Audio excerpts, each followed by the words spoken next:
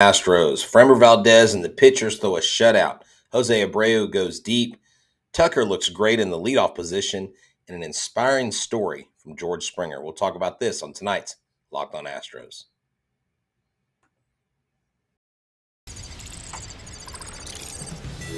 Alvarez hits a high drive center field. Beer leans back. This game is turned upside down. There's the runner. Fly ball down the right field line. Tucker comes on. Kyle Tucker. This time they finish the job. Hello and welcome to Locked On Astros, your daily Astros podcast. Here are your hosts, Eric the Man Huysman and Brett Htown Wheelhouse Chancey.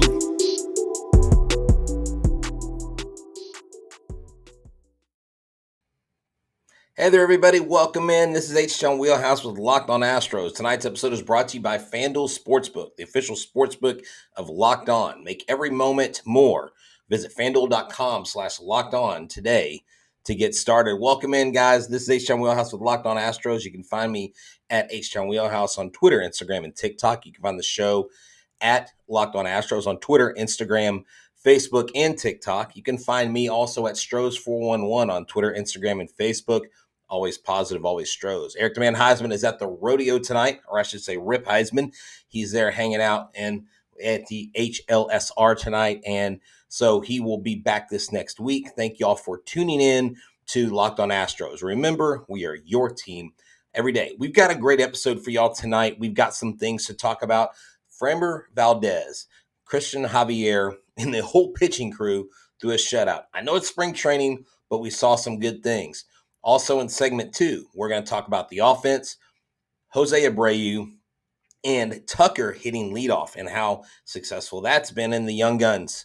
And in segment 3, we're going to talk about some rule changes. And so that we don't end on a down note, and it's not a Debbie Downer ending to the last episode of the week, we're going to talk about an inspiring story from our fan favorite, George Springer. That's right. He's a Blue Jay, but he will always be an Astro in a lot of our hearts. And there's some inspiring things that he's been doing on and off the field. So we're going to talk about that in the last segment. So again, thanks for tuning in thanks for making us your first listen every single day. And, after you make us your first listen, why don't you make Locked On Fantasy Baseball your second listen? These guys, Locked On Fantasy Baseball, have you covered on all things fantasy baseball. And check them out if you are drafting a team. So let's get into it. The game today, look, we don't ever put too much into spring training results, but it doesn't mean that we can't be happy about what we see on the mound. We talked on the previous show, Eric and I did, about the exciting nature of Framber Valdez and Christian Javier going on the mound the same day. Now, that is a really cool thing to see, and we wanted to see how they would perform. I will get into the giveaway towards the end. I may have to make an addendum and shoot an extra episode to talk about that contest, give you some more details. If y'all go to Twitter, you can enter in that. I have not given those tickets away. I can outline that on my Twitter, retweet it tonight for those of y'all asking. You know what? I'll retweet it after the show. You can see the rules, and I'll extend the deadline to Sunday to give y'all some more time to enter, to share your story of why you should be awarded the 2 tickets to the Space Cowboys versus Houston Astros at Constellation Field, and I'll get into that later. The starting pitcher tomorrow, I will have to look at that. I don't have that on the top of my head. I'm flying solo tonight, so let's get focused on this game, and we will go from there. Framber Valdez comes in, obviously got the win, just the one inning. The Astros won 6-0. They had 11 hits. They only gave up 3 hits themselves. Valdez, 2 innings pitched, 2 strikeouts. His 2 strikeouts looked absolutely dominant. And Christian Javier came in. He pitched 2 innings, and he had 3 strikeouts. So between the two, they had 5 strikeouts. They both only gave up 1 hit and no earned runs. And behind them, you had Hector Neris, had a walk and 3 strikeouts. I mean, the top of this rotation right here, Valdez, Javier, and Neris, these guys look like they are ready to go. Brian Abreu came in with no strikeouts. He gave up 1 hit. Then Ty Buttrey came in with 1 strikeout over an inning. And you had Jaden Murray come in, 2 innings, 1 walk, 2 strikeouts. Obviously, none of them gave up hits. You had a hold by Neris, and Javier and Valdez was credited with the win. It's something you want to see. Okay, thank you. Jose Urquidy starts tomorrow. I was not sure when he started. I thought it was going to be him, but I was going to make sure. This is why we love you guys here at Locked On Astros. We love our listeners. We love our fans because you guys keep us on our toes.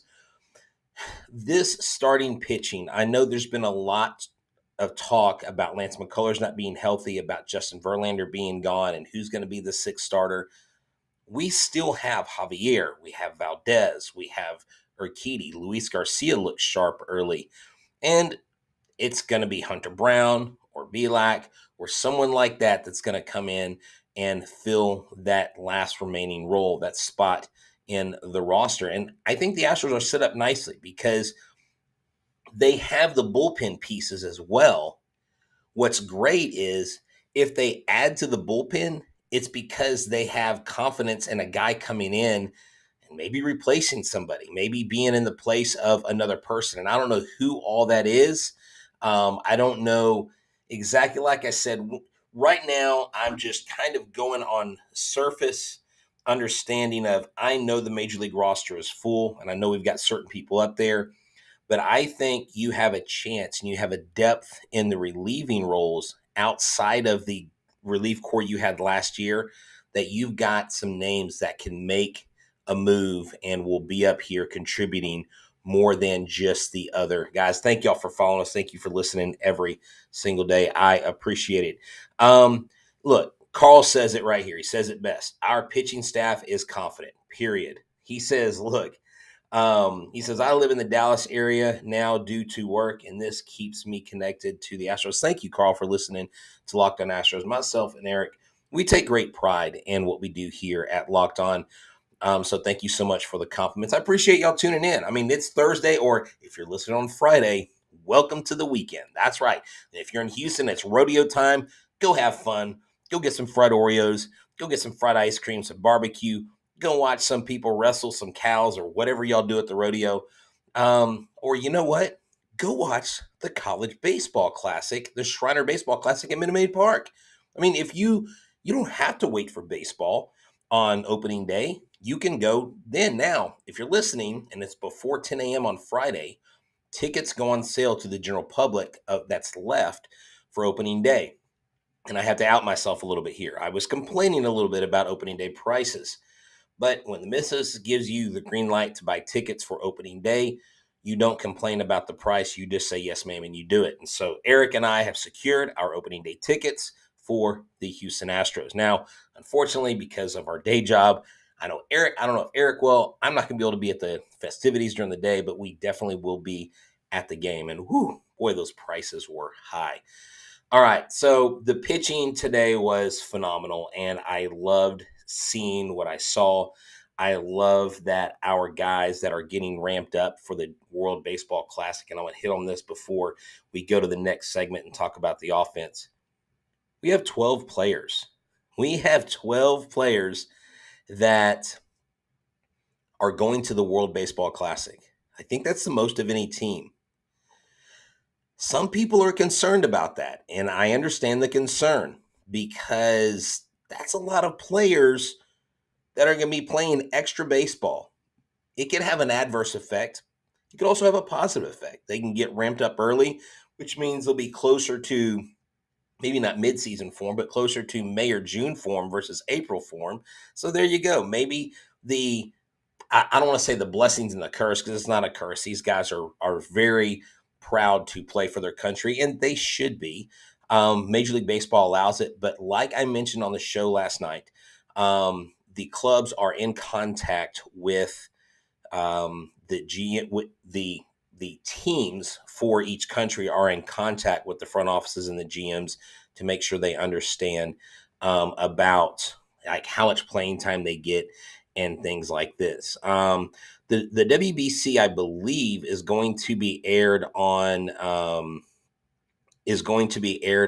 either MLB Network or, let's see right here. WBC is going to be aired on. Man, you would catch me. You would catch me off guard like this. I'm going to have to edit some of this out on the World Baseball Classic on TV. I think is going to be on I don't know. Let me look. It's on NBC. How to watch the 2023 World Baseball Classic, NBC Sports. So that's where it's going to be. NBC. Fox is going to have some of it apparently. So yeah, I'll get y'all more accurate information here next. I'm seeing NBC Sports, but yes, injuries will always be a part of the game. But before we go any further, I want to talk to you about our partner, FanDuel. Let me tell you about FanDuel. FanDuel is the place that you want to go if you are into sports betting. We're at the midway point of the NBA season, and it's a perfect time to download FanDuel, America's #1 sportsbook, because new customers get a no-sweat first bet up to $1,000 off. I'm sorry, up to $1,000. That's bonus bets back, and your first bet doesn't win. That's right. Just download the FanDuel Sportsbook app. It's safe, secure, and super easy to use. Then you can bet on everything from the money line to the point scores and threes drained. Plus, FanDuel even lets you combine your bets for a chance to win a bigger payout with same game parlay. So don't miss the chance to get your no sweat first bet up to $1,000 in bonus bets when you go to FanDuel.com/lockedon. That's FanDuel.com/lockedon to learn more. Make every moment more with FanDuel, an official sports betting partner of the NBA. Man, we are rocking and rolling. I feel like I've got a pitch clock. I don't know what it is. I am so ramped up. I'm so excited because I am literally, and I'm going to brag about this, I am a week away from attending spring training for the first time in my adult life. Like literally the first time ever going to spring training. And I'm taking my son with me. He's excited. We're going to catch Astros games. We're going to see the Dominican Republic play Israel. We're going to see family and friends that I haven't seen in like 20 years. We're going to go to the beach. It's going to be a blast. And hopefully we're going to get some interviews. I know Luke Berryhill has agreed to step aside and do an interview with me. I'm going to try to get some other players and get some content out there to you guys. That I'll still do what I can to be on the show next week so that the week that I'm in Florida, so you guys can catch up with me down there. I'll be putting up some extra videos and things like that. But let's get into the offense.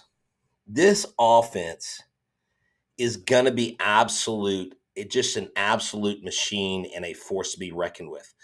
Again, we are not, can you get me an autograph? Look, if I can get some extra autographs, I don't know. I don't want to promise anything, but I can't get everybody autographs. But who knows? If I get some extras, maybe I can do some giveaways. Kyle Tucker, I really think is going to have an amazing year. Kyle Tucker is a guy that the Astros should be talking to right now about a 10-year deal.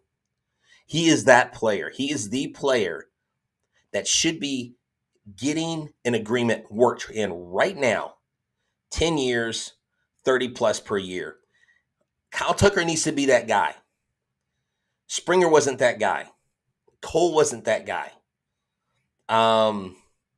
Verlander's too old. He wouldn't have been that guy. But he's got to be the guy.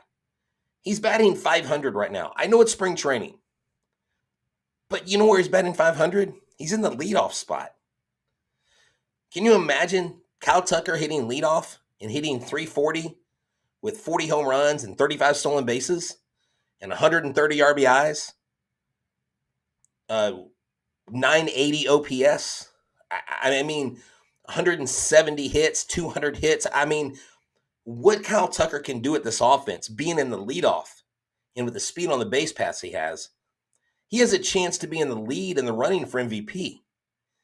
I mean, this is encouraging. 5 for 10 on the leadoff spot. Again, I know it's spring training. Yes, I'm probably overreacting, fanboying a little homerism going on here, but that's okay.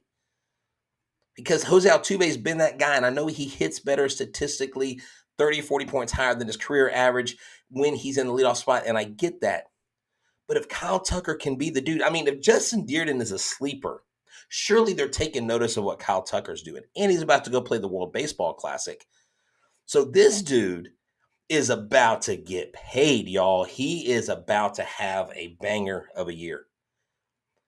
And then you have Jose Abreu. Jose Abreu hit his first home run as a Houston Astro today, a 437-foot shot over the left field wall into the wind.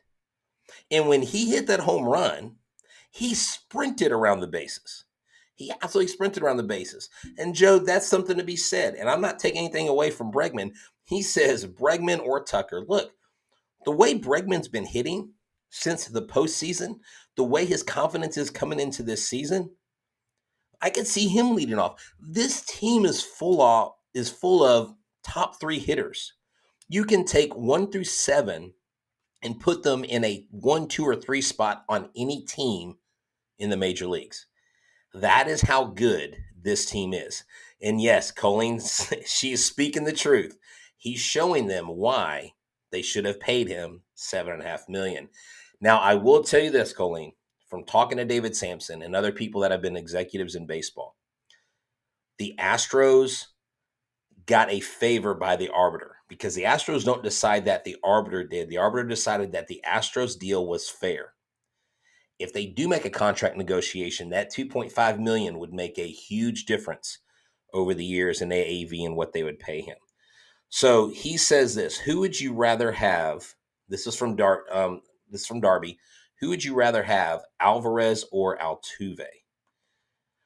Well, I think we can have both because Altuve signed a team-friendly contract. So did Yordan Alvarez. Altuve wants to retire an Astro. Yordan Alvarez, you got to understand, his family is here because the Astros have an attorney that specifically his job is to work on families' visas and get them over here through the legal system and do the things they need to do to get them over here. Remember, this last year was the first time that Yordan Alvarez's parents saw him play in a professional game. So that, I think, is phenomenal. Oh, if I could only have one, Alvarez or Altuve. Oh man, I hate answering. If you know this show, if you watch this show, you know I hate committing to questions like this. It's one or the other. Well, Alvarez has more years left. Altuve is going to play till he's 40. Gosh. I say Altuve. I know I may get crucified for that, but look, I just say Altuve just because he's my all-time favorite player. I love this guy. He's amazing. I'm actually wearing an old school Jose Altuve jersey. Now, I'm going with the old school hat. I'm going with the old school jersey because, dang it, I need some old school vibes in baseball. I need to get this mess out of my head about the changing of the rules, and I absolutely hate them. I hate the banning of the shift. Well, I hated the shift, but now I hate the banning of the shift. I'm a walking contradiction right now. Here's why I hate banning of the shift, because I think you could have limited it. I think you could have given teams 5 shifts in a game. Make them use it strategically. Force them to plan on that. So you can shift 5 times. So if you're going to shift 3 times against Judge and 2 times against Stanton or something like that, those are your 5 shifts. Don't ban it totally, just like the sticky stuff. Why would you ban the sticky stuff halfway through a season? No, just say, okay, there's 3 substances you can use. These 3 things and nothing else. Anything other than these 3 things, you're going to get fined. You're going to get suspended. It's that simple. And everybody tells me, well, the game's too slow. Okay. Hey, I know what. If baseball's too slow, go watch a 1-1, go watch a 0-0 soccer match end in a draw. And tell me which game is better. A 4-hour baseball game that ends in 2-1 or a soccer game that's 90 minutes of nothing. I'm sorry. No offense if you're a Sockers fan, but it's part of the game. It's the way the game was intended to play, and I'm going to show you some evidence of that here after we talk about our next sponsor with Built Bar. Because right now I'm worked up, and I know that I've got to make sure I'm eating healthy, and I've been eating healthy. I've been eating better, and I'm losing weight, and I'm so excited. Built Bar is a big part of that. Let me tell you, if you want something that's tasty and healthy and you don't want to worry about the fat and the calories, you got to get a Built Bar. Built Bars are good, wrapped in 100% chocolate. It's real chocolate. They come in unbelievable flavors like churro, peanut butter brownie, and coconut almond. I'm not sure how Built does it, but these bars taste like a candy bar while maintaining amazing macros. I mean, their stats are much like a Houston Astros team going back to the World Series. 130 calories, 4 grams of sugar, and a whopping 17 grams of protein. And now you don't need to wait around to get a box. For years, we've been telling you, go to Built.com to get your Built bars. Well, now you can go to your local Walmart or Sam's Club.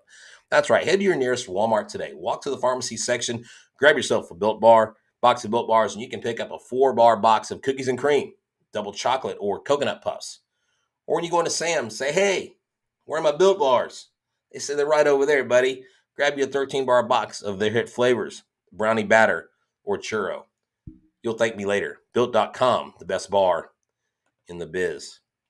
Built bars are where it's at. Let me tell you, please give us a like.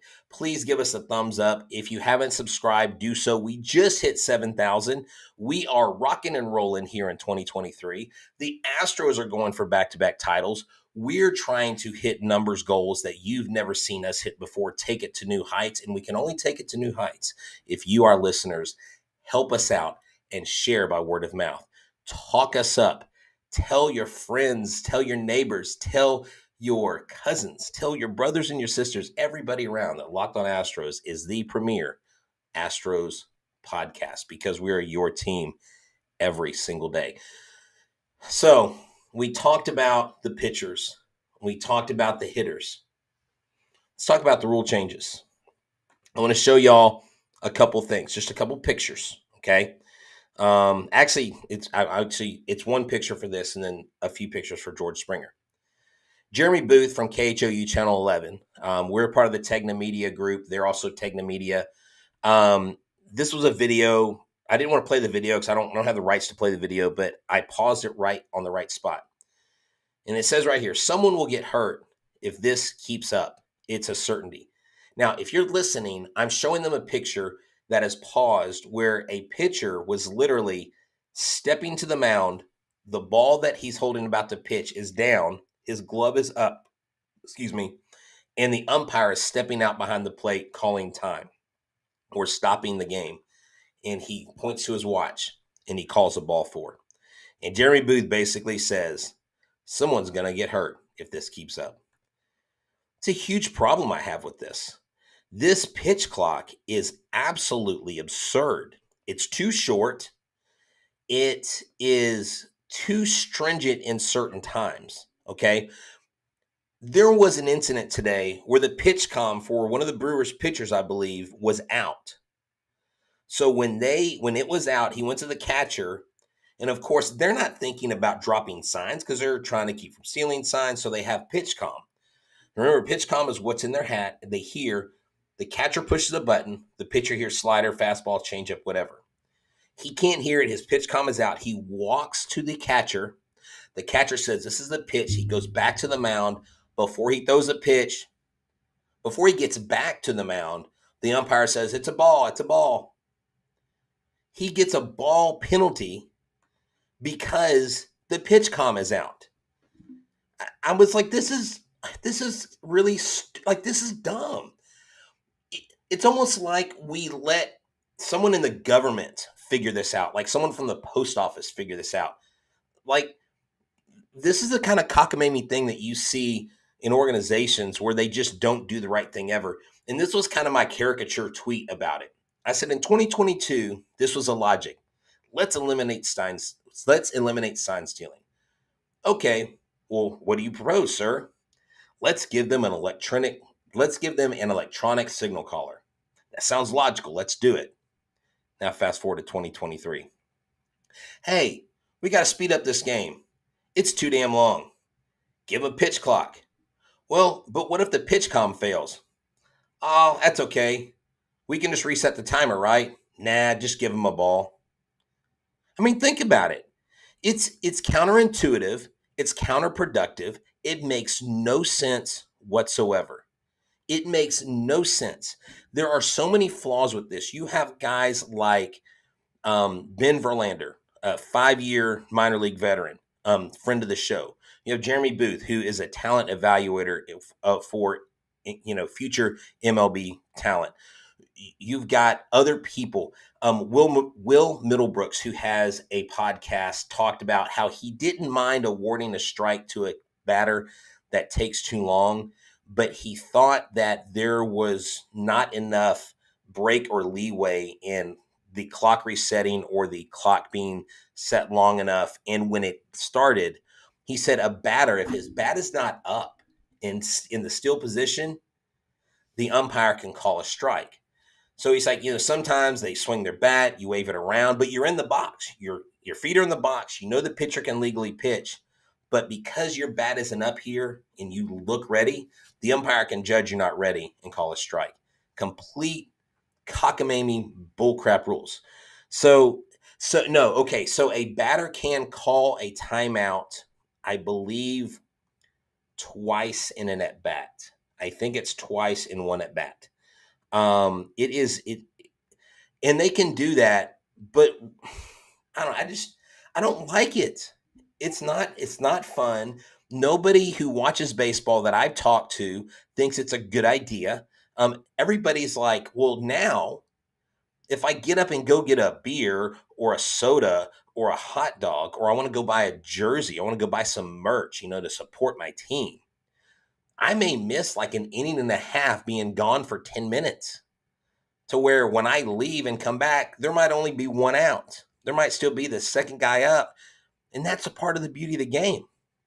I really hope that Major League Baseball doesn't see injuries happen and that be the reason why they reverse course on this pitch clock, or they change it, or they suspend it. I hope it doesn't come to injuries. I hope it comes in the form of sales, like 20 or 30% fewer beer sales. And they're like, oh, crap, we're not selling as much beer. We need to extend that pitch clock by 10 seconds. It's too short. It needs to be longer. That's it. I'll answer this. Who is your favorite player growing up? I'll answer this, and then I'll get to George Springer because it's a great story, okay? My favorite player growing up was Mark McGwire. Mark McGwire, you can't see if you're watching behind me, there's a World Champions banner that's going to hang up there all season. Behind it is Mark McGwire jersey. When he was with the Cardinals, I got him to sign it in person. He was my absolute favorite player growing up. But my all-time favorite Astro is obviously Jose Altuve. Not Craig Biggio, not Jeff Bagwell, but Jose Altuve has supplanted everyone in my mind in the Astros world. Now, I want to wrap up the show on a good note. I don't want to wrap up the show going into the weekend on a negative note and get y'all hot and bothered and get y'all worked up. Let's do some inspiring stories. Let's talk about our old friend, George Springer. George Springer, 6 years ago, back in 2017, met with this kid. His name is Mateo Sanchez. Mateo Sanchez is the son of Jesse Sanchez, who writes and works for MLB. Mateo Sanchez has a major stuttering problem. And the reason why I'm sharing this story with you is because growing up, when I was in elementary school, up until probably my junior year in high school, I had a major battle that I fought with stuttering. And I remember one of the first bibliographies I ever read was about Bo Jackson. And Bo Jackson had a stutter. And I remember thinking, I've never heard of a pro athlete having a stutter. And then when I found out George Springer had the Yes Foundation and worked with stutterers and was a stutterer himself, I was like, oh my gosh, I wish I had him as a kid. So this kid wanted to meet George Springer. He didn't want to meet anybody else. George Springer met with this kid. They arranged it when he was in Arizona with the team in 2017, and he met Mateo Sanchez for the first time. Since then, Mateo Sanchez has gone on to inspire others, to give lectures, and to help people understand that stuttering isn't necessarily cured, but it's dealt with patience and understanding. And here is the most recent picture of them where they met for the first time in 6 years. Mateo Sanchez has grown up a little bit, and George Springer is there grinning ear to ear. They played catch together. Now, I can tell you, as someone in school who was deathly afraid of the teacher saying, Brett, it's your turn to read, or afraid to raise my hand to go to the bathroom, or afraid to say anything, stuttering gave me a really tough time with confidence. And if you would have told me, if you would have told anybody in my life, and I'm sure the people that love me would have said otherwise, but you'd have asked anybody in my life, will Brett grow up and be a youth pastor, be a teacher, be a podcaster, be on a screen talking to people? You would probably think I'm the least likely fella to do that.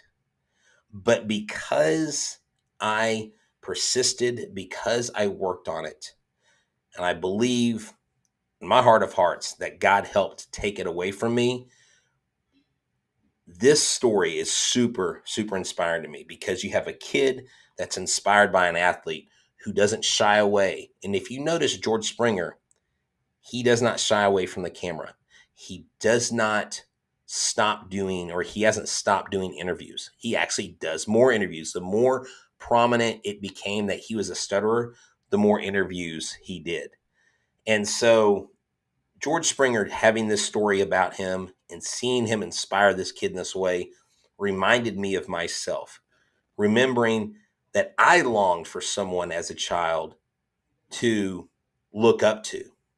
And even though I read about Bo Jackson and his stutter, I never got to meet him. I still haven't met him to this day. But George Springer, my son and I met him several years ago with the meet and greet my father gave us. And I got to tell him, growing up, I stuttered really bad. Like, I was afraid to even ask to go to the bathroom. And I said, you are an inspiration to not only me, but so many other people. He said, I really appreciate you saying that.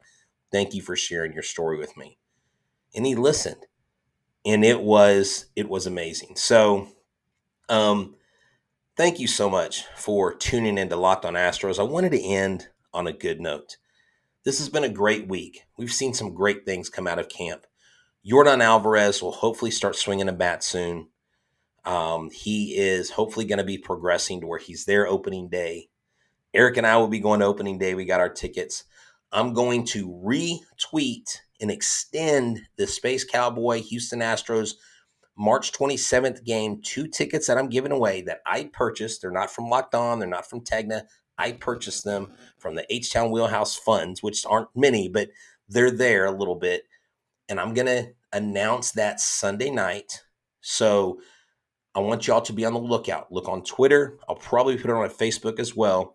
And what you'll have to do is you'll have to retweet, make sure you're following, make sure you subscribe, and then tell me why I should pick you to have these 2 tickets to watch the Space Cowboys square off against the Houston Astros at Constellation Field in Sugar Land, Texas. When we see Stanek, I am not sure. Stanek should be coming up pretty soon, but I know they've been getting a lot of the younger pitchers in. They're definitely on a schedule. Maybe we can have Jason Bell on again, and he can talk to us about scheduling and how that's working out so far. So again, thank you for listening to us. Thank you for your support. Make sure you make us your first listen every day. And then after you do that, make your second listen Locked On Fantasy Baseball. Win your league by listening to Matt and Dom every day as they bring you the best fantasy draft strategies. Find Locked On Fantasy Baseball wherever you get your podcasts and on YouTube, part of the Locked On Podcast Network. We are your team every single day. For myself, Eric the Man Huysman, who's not here, y'all have a great weekend. Go Astros. And as always, make sure that you do something good for somebody else. Y'all have a good one, and bury me in the H.